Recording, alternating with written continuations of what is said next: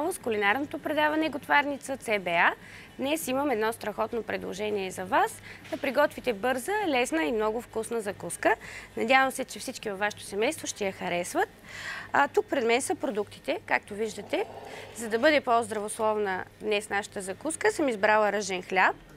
Ще използваме 150 до 200 грама кайма може да използвате, зависи колко члено е вашето семейство. Едно яйце. Също така ще сложим шарена сол, черен пипер, малко универсална подправка. Разбира се, зависи дали каймата е солена. Сега започвам да настъргвам кашкавала. Той е около 100 грама. След като го настържа, го слагаме при каймата. Ето настъргах кашкавала. Виждате 100 грама на ситното ренде. Колко много изглежда, когато е настърган.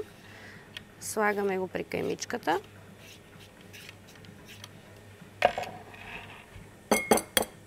Слагаме яйчецето.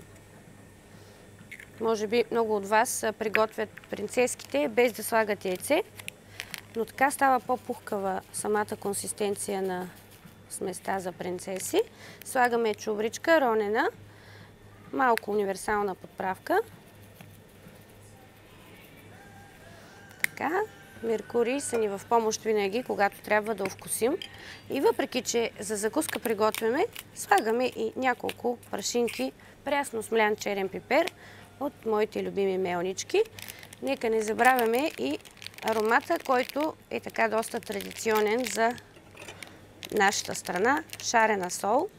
Всички я харесват и обичат, защото в нея има така много балкански подправки.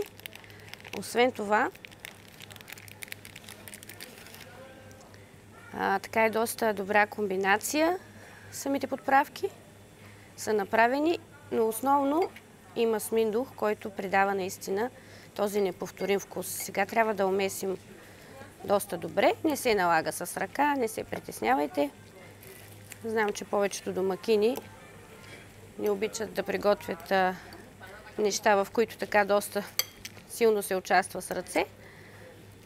Но пък има ръкавици, които може да използвате, но тук ви гарантирам, че много добре ще ви се получи и само с виличка. Като разбира се, гледате внимателно, добре да умесите сместа, още малко шарена сол.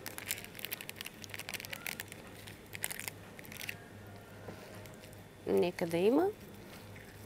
И сега, след като сме умесили тази смес, можем да си намажем филийките.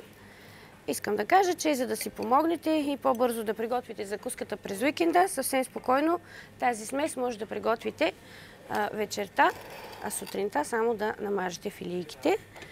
Така използваме нож за хранене. С него най-лесно се намазва. Така дебелината на намазването много зависи от вашите предпочитания. Но нека да станат сочни и хубави филийки. Ето по този начин. Ето, че са готови нашите принцески. Не забравяйте, че трябва да ги изпечете в предварително загрята фурна.